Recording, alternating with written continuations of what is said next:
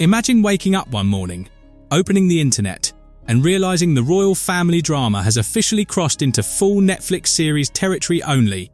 This time the writers aren't Hollywood hack, they're Tom Bower, the sharpest, most relentless royal biographer in Britain, and Paul Burrell Princess, Diana's former butler. And when those two suddenly start agreeing on Meghan Markle, that's when you stop mid-sip, put the tea down, and brace yourself.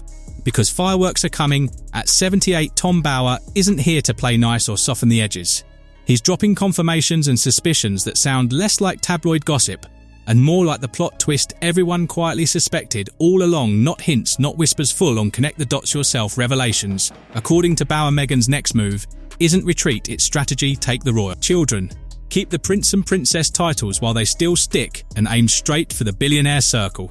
A scenario people joked about but never really believed would happen.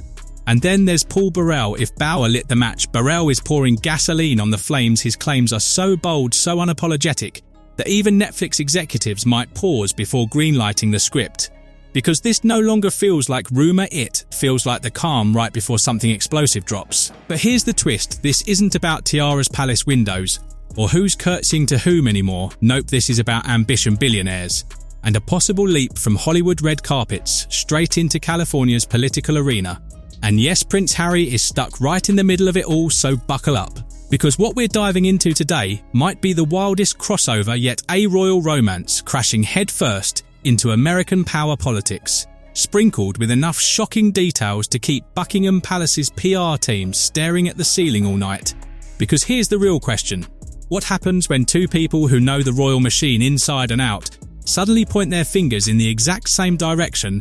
That's exactly what just happened. Tom Bower and Paul Burrell, two insiders from completely different angles, are now telling stories that line up in a way even palace staff couldn't have scripted. Picture this on one side you've got Tom Bower, a man who made his name digging up details others wouldn't dare touch, and at 78, he's not pulling punches. According to Bower, Meghan isn't quietly living her best life in California, she's quietly building something.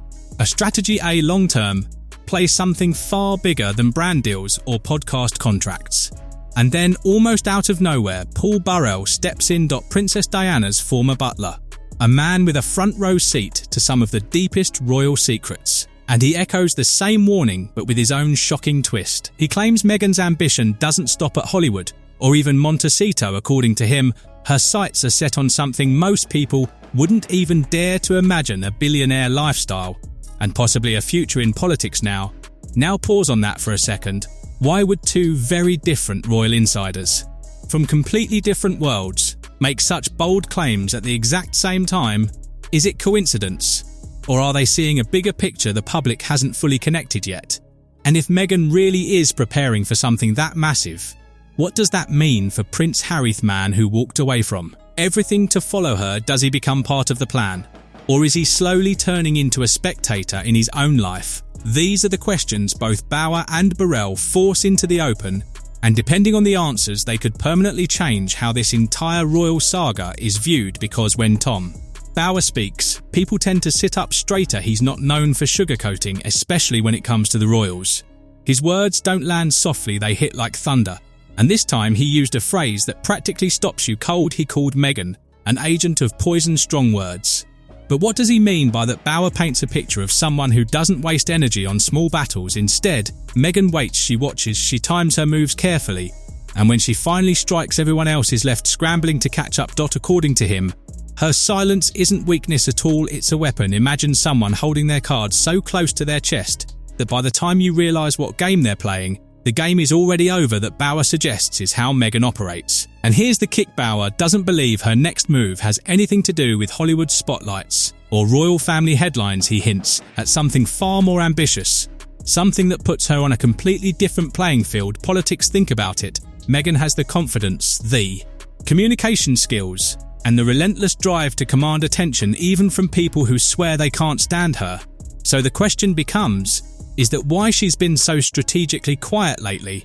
Is she conserving energy for a move so big it would make every tabloid headline so far look like child's? Play. Bower doesn't spell everything out, but the implication is impossible to miss. When Meghan makes her next move, the world won't be able to ignore it. And if that move really is political, the reaction could be explosive. Would the public embrace her as a modern leader, or would old controversies come rushing back louder and sharper than ever? That uncertainty, that chill, is what's buried inside Bauer's most explosive warning now. If Tom Bauer's words felt like a thunderbolt, Paul Burrell's warning sounds more like a ticking time bomb.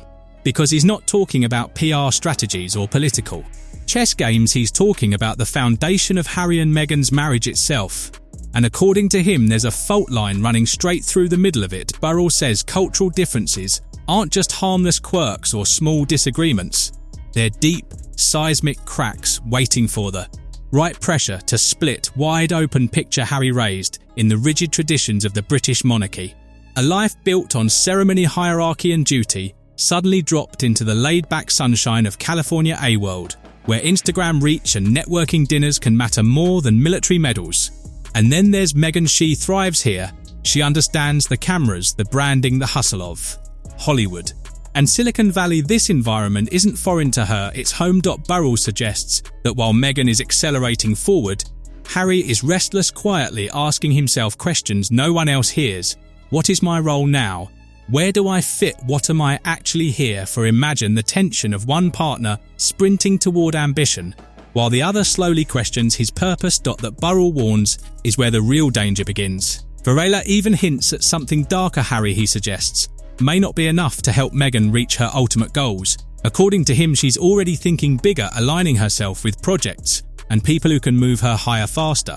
And here's where the hook really sharpens. Burrell says it bluntly. Harry is not going to make her a billionaire. So, what happens when one partner is sprinting up the ladder while the other is still standing at the bottom? Do they reach back and pull each other closer? Or do they slowly drift apart? Burrell warns that when that crack finally gives way, the fallout won't just shake their marriage, it could shatter the carefully crafted public image they've spent years building.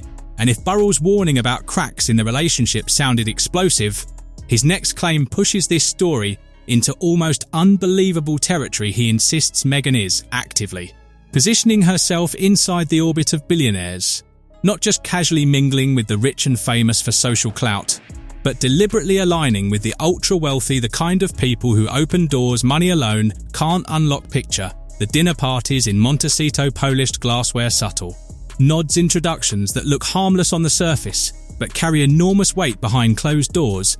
Burrell suggests Meghan isn't just networking. She's curating a ladder, one carefully chosen connection at a time, each rung lifting her closer to long-term influence and power. And this is where Tom Bauer's analysis dovetails perfectly. He argues these appearances aren't random at all, they're staged, rehearsed, almost scripted, designed to position Meghan as indispensable to the global elite. Think about it. Why suddenly appear at think tanks, charity panels, or gatherings of media moguls? If you're only chasing lifestyle branding, those rooms aren't about optics, they're about access. So Burrell forces a question most people wouldn't dare ask out loud. Is Meghan seeking a billionaire partner not for romance, but as a strategic alliance, a way to bankroll and launch her future ambitions? And if that's the case, where does that leave Harry, the man who gave up a crown for her but can't compete with the wealth, reach and influence of Silicon Valley titans or Hollywood power brokers? Because this isn't just about money anymore, it's about access, visibility and credibility in the circles that can make or break a political career. The more you sit with it, the more unsettling the puzzle becomes.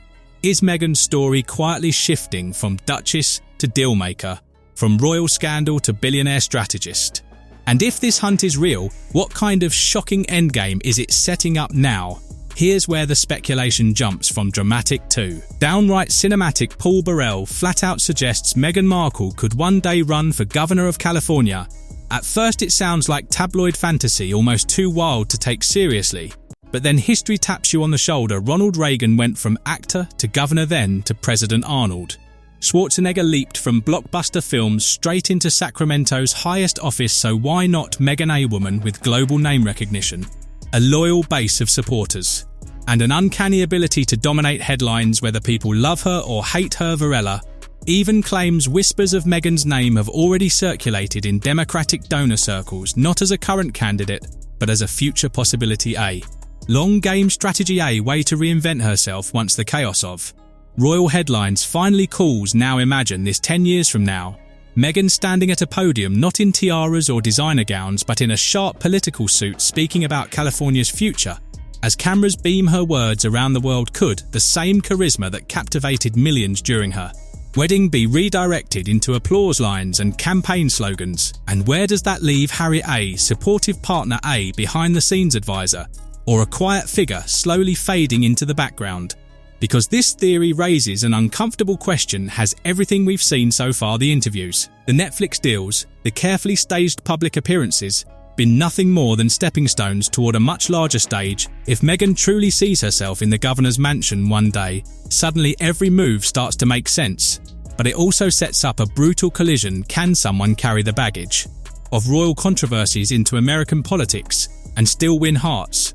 Or will the past follow her down every campaign trail, refusing to stay buried? Burrell insists the possibility is very real, and that alone is enough to make California politics start sounding like a royal saga reborn. And if Meghan's possible ambitions feel bold, Tom Bower and Paul Burrell agree on one heartbreaking twist at the centre of it all. Prince Harry may be realising that he's no longer the main character in this story. Think about it. This is a man who gave up the only life he'd ever known. He walked away from palace walls, military roles and generations of tradition to start over in California. For years, Harry stood beside Meghan, defending her, amplifying her voice, reshaping his own identity to fit a brand new narrative. But according to Bower, a shocking realisation may finally be setting in. Harry might not actually be part of Meghan's long-term plan. Burrell pushes this idea even further, painting a picture of Harry stuck in a kind of emotional limbo. He's in Montecito, surrounded by unimaginable luxury, yet unsure of his purpose, quietly asking himself questions no one else can answer. Where do I belong? What do I do now? While Meghan is networking, launching projects and mapping out her next moves, Harry appears caught between two worlds, no longer a full royal, but not fully rooted in his new life either. And then Burrell delivers a detail that says everything. Harry calls it home, Meghan calls it HQ. That single difference in wording speaks volumes. For him, it's about comfort, stability, and family. For her, it's about strategy, positioning, and forward momentum. And if Burrell is right, that gap between them may be growing wider every day. And here's the devastating part: if Meghan really is preparing for a future that places her at the centre of American culture, where does that leave Harry as a supportive partner kept in the background, as a figure slowly fading from relevance? Or as someone who may one day realise he sacrificed his role in the royal family, only to feel sidelined all over again in California? It's a painful possibility, and it's exactly what makes their story impossible to look away from, because behind the glossy magazine covers and the Montecito mansion lies a reality both Tom Bower and Paul Burrell point out with surprising bluntness. The money isn't flowing the way many people assumed it would. The fairy tale of endless multi-million-dollar deals hasn't quite matched reality. The Spotify contract famously fizzled. Netflix hasn't produced the constant stream of blockbusters everyone expected. And in the background, whispers of financial pressure keep surfacing for a couple who walked away from the royal payroll in search of freedom. That freedom suddenly comes with very real bills. Burrell suggests this is exactly why divorce, despite all the tension, isn't even on the table. Financially, Harry would lose too much, and Meghan would risk destabilising the very empire she's trying to build. Instead, they remain bound together by something less romantic and far more strategic: a shared mission to become as rich, relevant, and influential as possible. And here's where things get interesting. Meghan recently launched her lifestyle brand, and within minutes, products sold out. Love her or loathe her, the result is the same. She has pulling power, and companies know it. There's a rush in watching a brand tied to her name spark instant demand, proving that even controversy fuels curiosity. Attention still converts, headlines still sell, but can merchandise drops and streaming projects alone sustain a lifestyle this large? That's the million-dollar or maybe billion-dollar question. Is this the foundation of a lasting business empire, or just another short-term win in a pattern that can't hold forever? For Harry, a man who once wore uniforms and medals as symbols of duty, the idea of branding and product launches as the future must feel strange. And yet, that financial drive may be the glue holding everything together, even as cracks deepen everywhere else. Because the final revelation from both authors is the most damning of all. This isn't just marital tension, it isn't just culture clash. They argue it's a systematic betrayal not only of the royal family but of Prince Harry himself. And if that's true, then this story isn't heading toward a happy ending, it's heading toward a reckoning. Tom Bower's line hits like a sledgehammer, the final nail in the coffin. He says Harry and Meghan have done more in the last 5 years to damage the royal family than anyone in centuries. This isn't just a disagreement. According to Bower, the Sussexes are on the opposite side entirely. They've allegedly launched a series of attacks against the very institution that raised Harry. But why? And here's where it gets even darker. Paul Burrell delivers the gut-wrenching detail. He claims Harry was never the destination, he was a stepping stone. A tool A means to an end.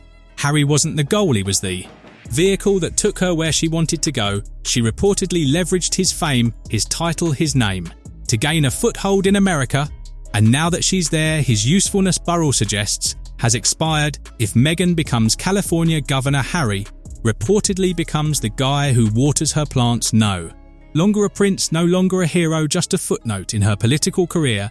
It's a tragic, brutal truth. The fairy tale was never real. It was calculated, a carefully plotted chess game with Harry as the pawn and Meghan as the master strategist moving the pieces. This is a story of ambition, a story of power, and a story of one person using another to get exactly what they want. But what about the love, the grand gestures, the heartfelt speeches? Was it all for nothing? According to Tom Bower and Paul Burrell, the answer will make your blood run cold. Let's step back and take in the full picture. Two men who have seen the royal machine from the inside have delivered a shocking verdict. This isn't just about marital struggles. This is a story of calculated ambition, a slow-motion betrayal. They claim Meghan doesn't want a team, she wants a throne. Her next move is coming, whether it's a billionaire partnership or a full-blown political campaign. The question isn't what she'll do next, the question is, what happens to Harry when she does it? Will he keep standing by her, a man with no clear purpose? Or will he finally realise he's been a pawn in a game he never fully understood? The ending of this story hasn't been written yet, and with every new rumour, every fresh allegation, the stakes just keep getting higher. But a new chapter is already unfolding. A shocking confrontation has reportedly left Harry threatening legal action. And wait until you hear what happened when a well-known royal expert dropped a mysterious bombshell on Harry's children. This is where the world's most dramatic headlines meet the hidden truths behind them. Make sure you don't miss it. Watch our last video right here on Star Spotlight.